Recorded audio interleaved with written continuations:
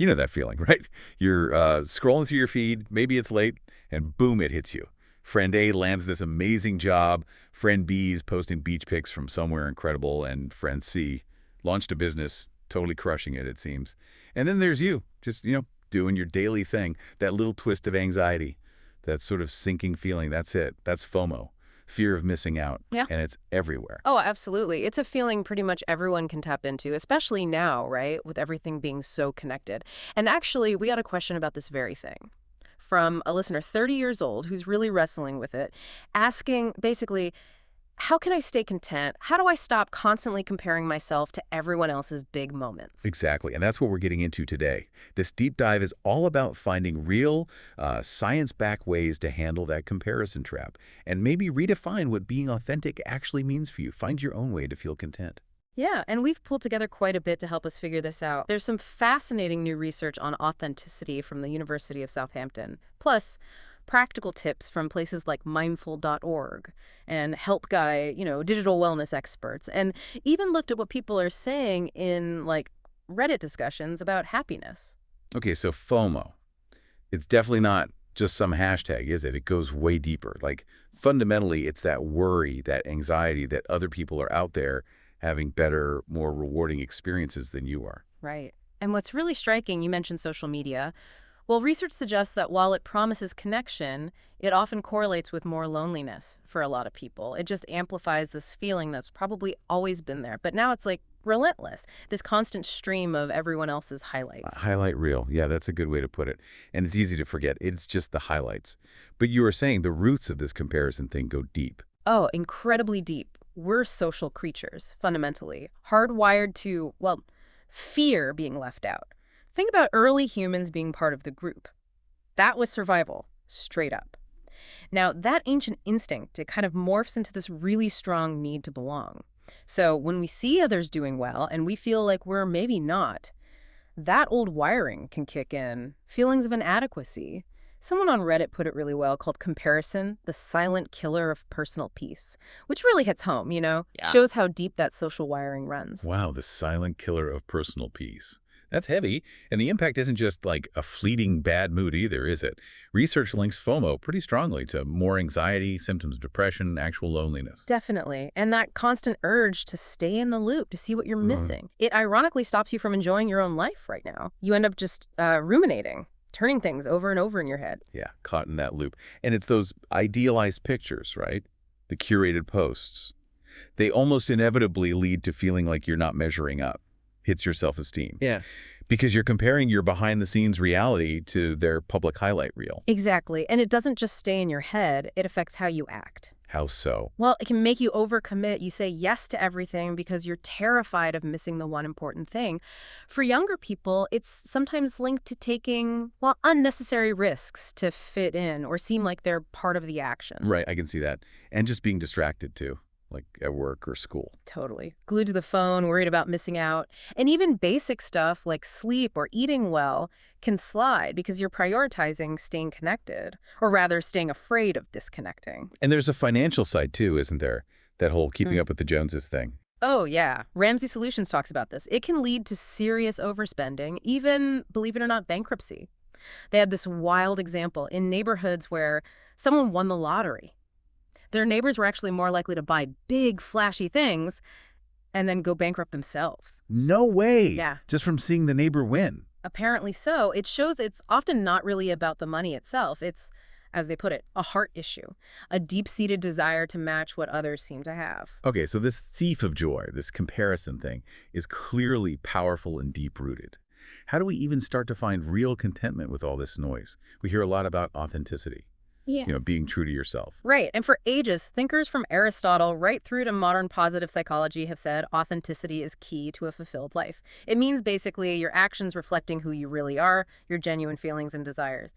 And the flip side, inauthenticity, is acting in ways that are not the real me. So the common idea is that being authentic means having this really clear, unbiased view of yourself, knowing your strengths, knowing your weaknesses objectively. That's the traditional view, yeah. But this is where some really fascinating new research comes in, specifically from the University of Southampton. It kind of challenges that idea. It turns out, while we might aim for objectivity, Humans have this really strong tendency to self-enhance, Self-enhance, meaning, meaning we tend to, well, inflate our strengths and kind of gloss over our weaknesses. We build these positively skewed views of ourselves. It's not necessarily conscious deception, but it's a bias. huh, that sounds almost the opposite of objective self-awareness. But where do we see this? It shows up all over. There's the better than average effect. Most people think they're better than average drivers or smarter or more ethical than their peers. You see it in narcissism, obviously. That's excessive self-positivity. It's also why we generally prefer feedback that tells us what we're good at rather than where we need to improve. And often the kicker is we're not even aware we're doing it. We think our rosy self-view is the objective truth. Okay, mind slightly blown. So how does this connect back to authenticity then if we're all busy self-enhancing? This is the real aha moment in their research. They propose what they call a bidirectional self-enhancement framework of authenticity. Okay, break that down for me. Bidirectional. It means it works both ways, put simply. When people self-enhance, they feel more authentic. And when people are made to feel authentic, they tend to self-enhance more. The two things feed each other. Ooh. So feeling good about yourself makes you feel real, and feeling real makes you feel good about yourself. Essentially, yes.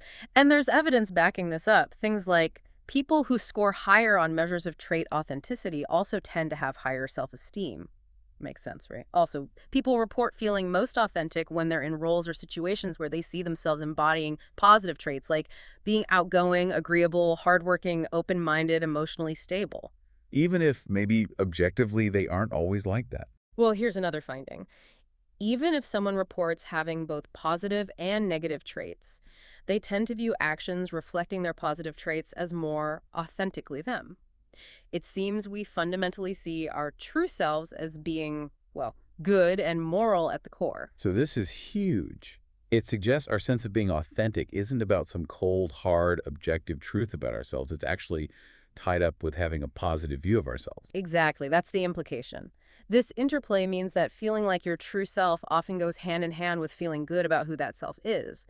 And significantly, both self-enhancement, the tendency, and authenticity, the feeling, are strongly linked to greater well-being, like feeling more meaning in life, really thriving.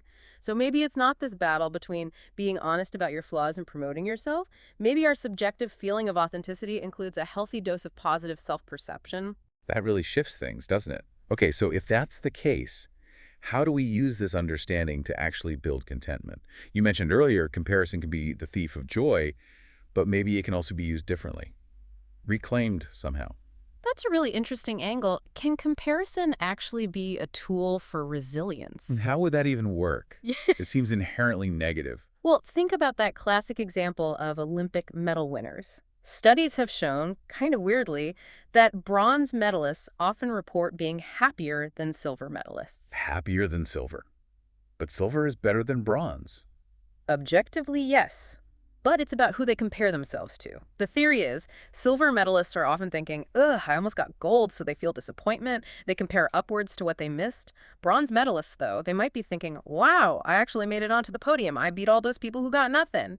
They compare downwards, or maybe sideways, to those who didn't medal. So their point of comparison totally flips their emotional experience. Okay, so it's not whether we compare, but how and to whom we compare. Precisely. Your basis for comparison dictates your reaction. So instead of comparing yourself to some idealized version of success you see online, or even to other people directly, what if you compared yourself to your past self? You could ask, what did I try before that didn't quite work out? Okay, based on that experience, what can I do differently now? It shifts the whole frame from judgment to learning, from am I good enough to how am I growing? That feels much more constructive. Okay, that's a powerful mental shift. Let's talk practical stuff too. Digital well-being, building that inner sense of okayness. Where do we start online? Right, mindful online habits are crucial. First, the obvious but hard one. Maybe limit your time. Set actual limits like 30 minutes a day or schedule regular breaks like a digital detox day or weekend. And curate ruthlessly. Unfollow accounts that consistently make you feel bad or trigger that comparison anxiety. Actively seek out and follow accounts that inspire you, that feel positive or focus on growth. Be the curator of your own feed, basically. Makes sense. What else? Well, try shifting your focus. Instead of just broadcasting your own stuff or even lurking, focus on others' happiness in a genuine way. The Berkeley Wellbeing Institute suggests creating #prosocial